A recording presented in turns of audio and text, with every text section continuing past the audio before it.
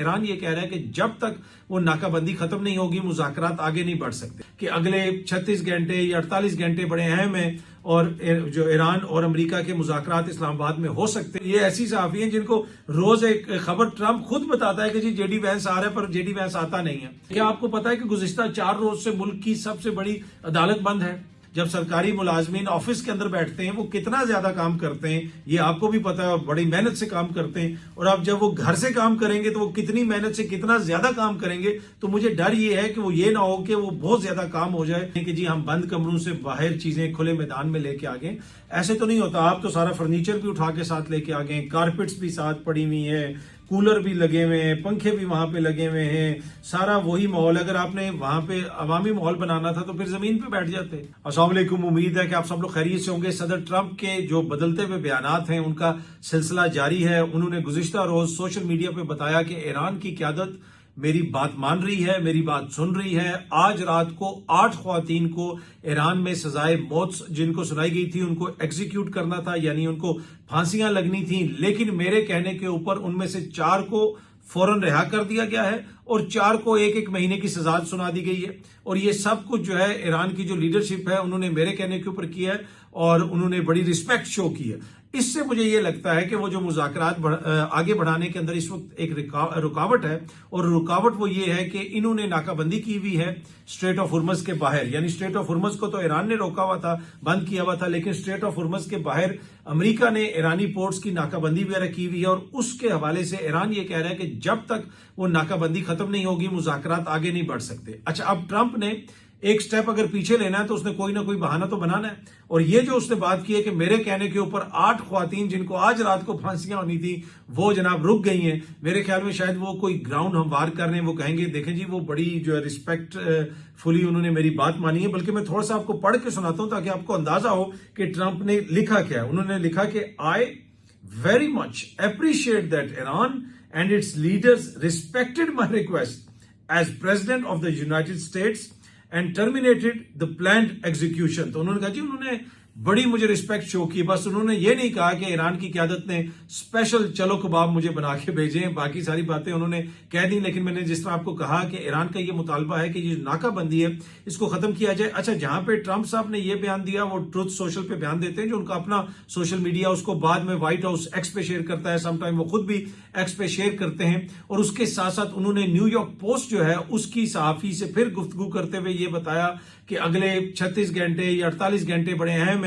और जो ईरान और अमेरिका के मुज़ाकरात इस्लामाबाद में हो सकते हैं। ये वही सहाफ़ी हैं जो काफ़ी दिनों से पाकिस्तान आई हुई हैं। वैसे ये मुख्तलिफ वॉर जोन्स वगैरह में रिपोर्टिंग करती रही हैं। अगर आपने इनकी कमाल की रिपोर्टिंग देखनी है तो आप प्लीज़ जाके देखें जो इन्होंने गजा में रिपोर्टिंग की। इनके ट्विटर अकाउंट पर जाएं। उस दिन मैंने अपने व्लॉग के अंदर इनके सारे न्यूज़ आइटम, न्यूज़ आर्टिकल्स, इनकी रिपोर्टिंग, इनकी ट्वीट्स आपके साथ शेयर की थी कि किस तरीके से इन्होंने गजा का वो जो सारा वहां पे कॉन्फ्लिक्ट था, जो कुछ वहां पे इसराइल कर रहा था, उसको इन्होंने कैसे कवर किया। बल्कि न्यूयॉर्क पोस्ट जिससे रोज ट्रंप बात करते हैं, इन्हीं सहाफी ने अपने उसी अखबार के अंदर एक आर्टिकल भी छापा था कि कैसे इसराइली जो आर्मी है वो अपने आप को खतरे में डालती है ताकि जो फलस्तीन के सिविलियन है उनको कोई नुकसान ना पहुंचे। ये वो लोग हैं जिन्होंने 70-80 हजार बंदा वहां पे मार दिया, जिसमें 15-20 हजार बच्चे हैं। लेकिन आप इस सहाफी की जाके वो जरा कवरेज जरूर देखिएगा इसके ट्विटर अकाउंट के ऊपर। और पाकिस्तान में तो आपको पता है जब से वो आई है हर सहाफी उन्हीं से खबर ले रहा है। और ये ऐसी सहाफी है जिनको रोज एक खबर ट्रंप खुद बताता है कि जी जेडी वैंस आ रहा है, पर जेडी वैंस आता नहीं है। तो मेरे ख्याल में वो जैसी सोर्स है वैसे ही आगे चीजें, क्योंकि वो अब अगर ट्रंप कहें कि जनाब वो आ रहा है तो किसी भी सहाफी को वो कहेंगे तो वो तो यही आगे से रिपोर्ट कर देगा। लेकिन हो सकता है कि ट्रंप का बाद में मूड तब्दील हो जाता है और फिर वो प्लान भी तब्दील हो जाता है। पर एनीवे अब वो कह रहे हैं कि जी अगले चंद घंटों के अंदर इस्लामाबाद में मुज़ाकरात शुरू हो सकते हैं। लेकिन जो ट्रंप ने शेयर किया सोशल मीडिया के ऊपर, उसके बाद ईरान के सदर की जानिब से भी एक ट्वीट की गई और जिसमें उन्होंने वाज़ेह तौर पे ये कहा कि जब तक ये नेवल ब्लॉकेड खत्म नहीं होगा तब तक मामला आगे नहीं बढ़ सकते। उन्होंने अपनी ट्वीट के अंदर लिखा कि the Islamic Republic of Iran has welcomed dialogue and agreement and continues to do so. उन्होंने कहा जी हम डायलॉग को, एग्रीमेंट को, मुआहदे को वेलकम करते हैं और अभी भी कर रहे हैं। लेकिन मसला क्या है, आगे उन्होंने लिखा कि breach of commitments, blockade and threats are main obstacles to genuine negotiations. उन्होंने कहा कि ये जो हकीकी इस वक्त मुज़ाकरात हैं उसमें सबसे बड़ा मसला ये धमकियां हैं, ये जो ब्लॉकेड है और उसके साथ साथ ये जो मुख्तलिफ रोड़े अटकाए जा रहे हैं, वो सारे मसाइल हैं जो अमेरिका की तरफ से खड़े किए जा रहे हैं। आगे उन्होंने ये भी लिखा कि world sees your endless hypocritical rhetoric and contradiction between claims and action. उन्होंने कहा दुनिया देख रही है कि भाई आपके बयानात में कितने तजादात हैं, आप कहते क्या हैं, क्लेम क्या करते हैं और एक्शन क्या लेते हैं। तो एक तरह से उन्होंने अमेरिका के ऊपर तनकीद भी की, लेकिन मुझे नहीं लगता कि जब तक नेवल ब्लॉकेड खत्म नहीं होगा ईरान और अमेरिका के मुज़ाकरात आगे बढ़ सकते हैं। लेकिन पाकिस्तान के अंदर तैयारी मुकम्मल है, पाकिस्तान अपनी पूरी कोशिश कर रहा है और जिस तरह मैंने पहले भी कहा कि मुझे ये लग रहा है कि डोनाल्ड ट्रंप जो है वो राह हमवार कर रहे हैं और अगले 1-2 दिन के अंदर, जिस तरह मैंने अपने पिछले व्लॉग के अंदर भी कहा था कि इस हफ्ते के आखिर तक मुझे लगता है कि शायद चीजें आगे बढ़ना शुरू हो जाएं। पाकिस्तान के अंदर तैयारी मुकम्मल है, ये सामने आप देख सकते हैं। गुज़िश्ता रात को भी डीसी इस्लामाबाद की जानिब से नोटिफिकेशन जारी किया गया और उस नोटिफिकेशन में ये बताया गया कि जनाब आज फिर अगेन 23 अप्रैल को जो रेड जोन है वो बंद रहेगा एक तरह से। As per notification issued by the cabinet division government of Pakistan, all ministries divisions federal government offices located within the red zone Islamabad will observe work from home on Thursday 23 April 2026। अब ये गालबन 4 दिन हो गए हैं, पूरी हुकूमत घर बैठी हुई है, सारी मिनिस्ट्रियां, ये सारे जो डिविजन्स हैं, ये फेडरल गवर्नमेंट के ऑफिसेज हैं, ये घर से बैठ के सारे अफसरान काम कर रहे हैं। अब उन्होंने कब आना है मुझे नहीं एग्जैक्टली पता, लेकिन इस्लामाबाद को जिस तरीके से रेड जोन को बंद किया गया है, दीगर जगहों पर जिस तरीके से नाके वगैरह हैं, उससे आम जो बंदा है वो काफी ज्यादा मुतासिर हो रहा है और इकोनॉमी भी काफी ज्यादा मुतासिर हो रही है, दुकानें बंद हो रही हैं, उस तरीके से कस्टमर नहीं आ सक रहा। अब ये इस वक्त मेरे ख्याल में इस्लामाबाद की सबसे बड़ी स्टोरी जो है, जिन मुश्किलात का इस वक्त आवाम को सामना है, लोगों के बच्चों के एग्जाम्स होने हैं, डिफरेंट चीजें होनी है, तो इस चीज के ऊपर भी देखने की जरूरत है। कल भी मैंने थोड़ा सा जिक्र किया था कि अब तो बहुत सारे सहाफी दोस्त हैं वो भी इस चीज का जिक्र कर रहे हैं कि भाई इसको बेहतर तरीके से भी मैनेज किया जा सकता था। वैसे पाकिस्तानी मीडिया ने इसके ऊपर ज्यादा बात नहीं की, हाँ अलबत्ता अल जजीरा ने तो बाकायदा इसके ऊपर रिपोर्ट दिखाई कि जनाब हम एक मार्केट में आए हैं, इस्लामाबाद की मार्केट, ये वो मार्केट है जिसमें खड़े होने की जगह नहीं मिलती, लेकिन अब वहां पे बस दुकानदार बैठे हुए कस्टमर का इंतजार कर रहे हैं क्योंकि पब्लिक ट्रांसपोर्ट बंद कर दी गई है। पब्लिक ट्रांसपोर्ट इस्लामाबाद आ नहीं सकती, बड़ी गाड़ियां इस्लामाबाद आ नहीं सकती, छोटी छोटी जो मार्केट्स हैं जहां पे बड़ी पानी की बोतलें वगैरह आती हैं ट्रक्स वगैरह में, वो पानी की बोतलें नहीं मिल रही। और ये मैं उन सेक्टर्स की बात कर रहा हूं जो रेड जोन के करीब है, आगे पीछे, कि वहां से आपको पानी की बोतलें नहीं मिल रही जो जिन दुकानों से आपको पहले मिल जाती थी। वो ये कह रहे हैं कि जनाब पीछे से सप्लाई नहीं आ रही, वो जो बड़े ट्रकों में आती है सप्लाई वगैरह वो सारी रुकी हुई है। तो ये इस वक्त इस्लामाबाद के शहरियों को इन हालात का सामना है, लेकिन मीडिया उसके ऊपर ज्यादा कोई रिपोर्ट नहीं कर रहा। अभी इंतजार यही हो रहा है कि जनाब वो मेहमान आ जाएं और चीजें बेहतर तरीके से हो जाए, और हम सब की ये ख्वाहिश है, लेकिन एंड ऑफ द डे चीजों को कुछ बेहतर तरीके से मैनेज करना भी तो हुकूमत की जिम्मेदारी है। क्या आपको पता है कि गुज़िश्ता 4 रोज से मुल्क की सबसे बड़ी अदालत बंद है, आपके इस्लामाबाद की हाई कोर्ट बंद है, आपका जो है सुप्रीम कोर्ट वो शायद गालबन खुली हुई है।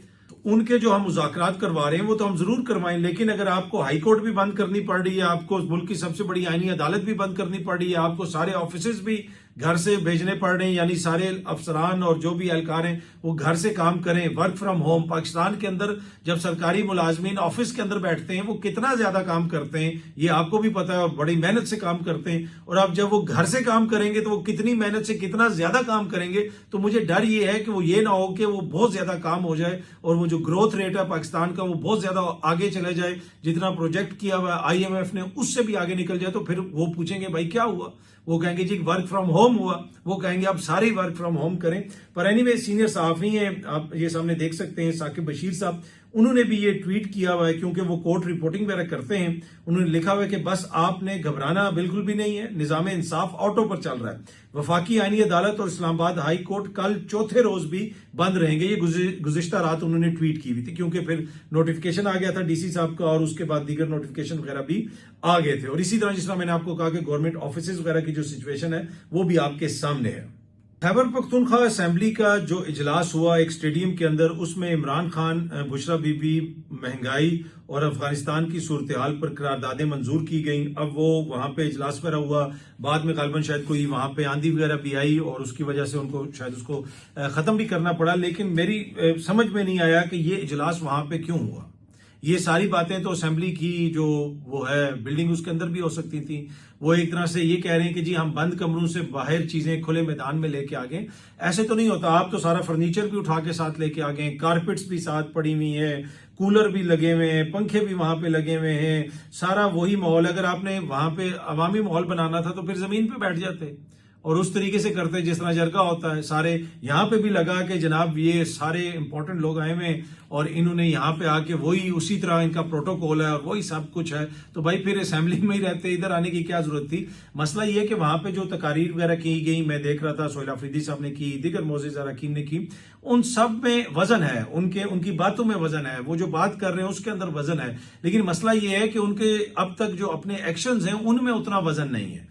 जितनी भी बातें करते हैं मोअज़्ज़िज़ दोस्त खैबर पख्तूनख्वा की हुकूमत वाले, उनके अंदर वजन होता है, लेकिन उनके जो एक्शंस हैं वो बिल्कुल हल्के हैं, उनमें कोई वजन नहीं है।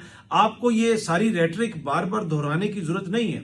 देखिए अब सर्टेन कंडीशंस हैं, आपको पता है इस वक्त मुल्क के अंदर कि वहां पे आप इस वक्त बड़े पैमाने पे एहतजाज करने की पोजीशन में नहीं है। देखिए ना, एक आलमी तर्ज की, एक आलमी सतह लेवल की एक चीज चल रही है, वो सारे मामला सेटल होंगे तो फिर ही ये जो तहरीक वाली चीज है ये आगे बढ़ेगी। लेकिन आप कम से कम, जिस तरह मैंने कल भी कहा था कि कुछ छोटे मोटे स्टेप्स ले सकते हैं, कोई जो आईनी आपके राइट्स हैं वहां पे आप जो है टफ टाइम दे सकते हैं वफाकी हुकूमत को। दीगर मामलात में तो वहां पे कुछ उस तरह नहीं दिए जा रहे हैं, कुछ उस तरह बात नहीं हो रही है, और जो भी हुकूमत चाहती है वो एक तरह से उसको मान भी लिया जाता है और मामला उसी तरह चलाया जाता है, यानी वफाकी हुकूमत के साथ। दूसरा जो बड़ा इशू है कि आप लोग स्टेडियम में चले गए और कहा कि जनाब इमरान खान हम स्टेडियम है और इधर हम इस स्टेडियम के अंदर बैठ के इजलास करेंगे। अब पहली बात तो ये है कि इमरान खान ने कहा था कि स्टेडियम का नाम बदलें, मैं ये नहीं, ये कोई वो फजूल हरकत है कि किसी और के नाम को चेंज करके आपने मेरे नाम पे रख दिया, ये मुनासिब बात नहीं है। अब आप इमरान खान के नाम पे जो आपने खुद ही एक स्टेडियम बनाया है वहां पे जनाब आप चले गए, या एक बने बनाए स्टेडियम का नाम आपने चेंज कर दिया, तख्ती चेंज कर दिया, वहां पे जाके आपने इजलास कर दिया, लेकिन यहाँ पे दुनिया का सबसे बड़ा खिलाड़ी आपका लीडर इमरान खान खुद बंद है, वहां पे जाके आप कुछ करने के लिए तैयार नहीं है। तो आपने कोई खुदा न खास्ता आइन और कानून के मुनाफी तो कोई चीज नहीं करनी ना। लेकिन जो खान की बहनें जाती हैं, जो आपकी मुलाकात का दिन होता है, वहां पे अगर हर रोज आपके 40-50 लीडरान वहां पे हों तो वो एक स्टोरी ऑटोमेटिकली बनेगी, लोग उस पर बात करेंगे, इंटरनेशनल मीडिया भी उस पर बात करेगा और वो देखेगा कि जनाब आज यहाँ पे खान साहब की बहनें आई हैं, ये सारे लीडरान आए हैं, मुलाकात नहीं करवाई जा रही। तो उधर कोई जाता नहीं है, बहुत कम लोग जाते हैं, और जितने उनको जाना चाहिए उतने नहीं जाते। यही उनकी बहनों का गिला शिकवा है, और वो हमेशा ये कहती हैं कि भाई हम यहाँ पे आते हैं और बाकी सारे लोग नहीं आए। उन्होंने बाकायदा रिक्वेस्ट वगैरह भी वो की, और ऑल्दो कि वहां पे भी जो असेंबली का ये इजलास हुआ इस स्टेडियम के नीचे, जिसका मुझे समझ नहीं है, मैं टू बी ऑनेस्ट मेरे ख्याल में ये डोनाल्ड ट्रंप के बयानात और ये जो खैबर पख्तूनख्वा की असेंबली का इजलास हुआ है, ये कोई मोरख ही हमें लिख के समझाएगा। ये इसके दौरे हाजिर में, मतलब इस हाल में तो हमें समझ नहीं आई कि ये क्या हो रहा है। ट्रंप के बयानात की समझ नहीं आती, और ये इजलास यहाँ पे बुलाने की और वो बंद कमरों से चीजों को बाहर निकालने की वो जो सारी बात है, ये जो मंतक है, ये मंतक वही है जो डोनाल्ड ट्रंप का मंतक होता है और जिस किस्म के मंतक वो पेश करता है। पर एनीवे, डोनाल्ड ट्रंप के बयानात हो जाए, ये खैबर पख्तूनख्वा की असेंबली का स्टेडियम में इजलास हो जाए, भाई जो असेंबली का स्टेडियम इजलास, टू बी ऑनेस्ट मुझे नहीं समझ आ रही कि इन्होंने किया क्या है। टू बी ये आपने अगर कोई करारदाद पास करनी थी असेंबली के अंदर ही करते, और उसके ऊपर फिर अमल दरामद करें ना, कोई ऐसी करारदाद पास करें ना जिसके ऊपर कोई फिर असर भी पड़े, कोई ऐसी चीज करें, कोई असेंबली ऐसी करारदाद पास करे कि दौड़े लगे थोड़ी सी वफाकी हुकूमत की। वैसी तो आप कुछ नहीं करते, बस वो जो है वो उसी तरह डोनाल्ड ट्रंप की तरह जो है वो एक दिन ये कह दिया, दूसरे दिन वो कह दिया। तो वो लीगली आईनी तौर पे असेंबली बहुत कुछ कर सकती है, बहुत सारी करारदादें पे कर सकती है, मंजूर कर सकती है, कानून साजी करने की वो ताकत रखती है। तो आइन और कानून के दायरे के अंदर रहते हुए भी आप जो है बेहतर तरीके से भी चीजों को मैनेज कर सकते हैं। पर एनीवे, जिस तरह मैंने आपको कहा कि कोई अगर ये कहता है कि जी इस लीडरशिप की ख्वाहिश नहीं है और ये सारे बहुत बुरे लोग हैं, ऐसी बात नहीं है। मेरे ख्याल में हो सकता है कैपेसिटी का इशू हो सकता है कुछ चीजें ऐसी हो जो उनको मालूम है और हमें मालूम नहीं है, शायद पसे पर्दा कुछ चल रहा हो जो उनको पता है जो हमें पता नहीं है। मैंने आपको पहले भी कहा था कि इनकी क़यादत जो है, उनके राब्ते भी हैं, बैरिस्टर गौर साहब के राब्ते भी हैं, दीगर लोगों के भी राब्ते भी हैं। और उस दिन मैं देख रहा था कि बैरिस्टर गौर साहब को कोई क्वेश्चन कर रहा था, मेरे ख्याल में वो नामुनासिब रवैया है। बैरिस्टर गौर साहब जो है वो किसी भी कारकुन का पार्टी के चेयरमैन के साथ या किसी भी बंदे का इस तरीके से तज़दीक आमेज रवैया और इस तरह जो है एग्रेसिव क्वेश्चनिंग वो नहीं होनी चाहिए। हाँ, जो है बाकी पार्टी क्या कर रही है, पार्टी बहनों का कितना साथ दे रही है, देखें ये सारी चीजें तो पार्टी को इस वक्त लाइव रखनी चाहिए थी। आप सोच सकते हैं कि आसिफ जरदारी साहब खुदा न खास्ता या किसी और मोअज़्ज़िज़ जमात के लीडर इस वक्त इस पोजीशन में होता और उस जमात की एक सूबे में हुकूमत भी होती और उस जमात की इतनी पॉपुलैरिटी भी होती, तो उनकी सियासत में क्या होना था। और इस वक्त जो तहरीक इंसाफ के लोग बाहर हैं, उनकी सियासत में क्या है और क्या नहीं है, क्या मिसिंग है, वो उसके ऊपर आप खुद अंदाजा लगा सकते हैं। अच्छा जी, अगली स्टोरी बड़ी इंपॉर्टेंट है। वजारत तवानाई ने सोलर सिस्टम लगवाने वाले तमाम सार्फिन के लिए नेपरा लाइसेंस लाजमी करार दे दिया। अब पहले इस मुल्क में इतनी रेड टेप है, इतनी रेड टेप है। अब किसी ने अपने घर में अगर सोलर लगवाना है 25 किलोवाट से ज्यादा का, तो पर किलोवाट के ऊपर उनको लाइसेंस की फीस वगैरह भी देनी पड़ेगी और सोलर लगवाने के लिए उनको वैसे भी नेपरा का लाइसेंस लेना पड़ेगा। पहले इधर कितनी ज्यादा रेड टेप है, हर जगह पे जाके अवाम जलील होती है, लाइनों में लगती है। और ये चाहे गवर्नमेंट के डिपार्टमेंट्स हों, चाहे यहाँ पे प्राइवेट बैंक्स हों, इतनी ज्यादा रेड टेप है। यहाँ पे वो माहौल ही नहीं है कि यहाँ पे कोई बाहर से आके इन्वेस्टर पैसा लगाए और कंफर्टेबल फील करे। यकीन कीजिए कि हैरान हो जाता है बंदा कि ये यहाँ पे बेसिक चीजें जो है ना, उसमें इतनी ज्यादा रेड टेप है कि बंदा कहता है यार ये तो करने की जरूरत ही नहीं है। तो यहाँ पे कौन आके इन्वेस्ट करेगा इस रेड टेप के होते हुए कि जनाब जिन्होंने सोलर भी आपने लगाना है तो उसके लिए भी लाइसेंस, भाई जाएं आपका अपना पैसा लें, सोलर खरीदें और लगा लें, ठीक है। उसमें जो मुतलका इदारा है आप उससे पहले वैसे ही जो है वो करते हैं, आप उसके कोऑर्डिनेट करते हैं, मीटर भी लगता है, नेट मीटरिंग वगैरह भी होती है। तो उसके ऊपर आप एक और इदारे से जो है नेपरा से जो है वो जो उसके भी ऊपर इदारा है उससे भी आप लाइसेंस लें। और जिस तरह मैंने आपको कहा कि रेड टेप इतनी ज्यादा है यहाँ पे, इतनी ज्यादा है, चाहे प्राइवेट बैंक्स हों, लीजिंग कंपनियां हों, जो भी हों, ऐसी ऐसी ऐसी फजूल चीज खुल के सामने आती है कि बंदा परेशान हो जाता है। जो काम मगरिब में, ये मैं आपको जिम्मेदारी से बता रहा हूं, जो काम मगरिब में आप 1 घंटा टेलीफोन के ऊपर लगा के या 1 घंटा इंटरनेट के ऊपर लगा के आप कर लेते हैं, चाहे वो बैंकिंग से रिलेटेड मामलात हों, चाहे वो बिजनेस से रिलेटेड मामलात हों, वो काम आप पाकिस्तान में 6 महीने में भी नहीं कर सकते, 6 ऑफिस के चक्कर लगा के जलील होके।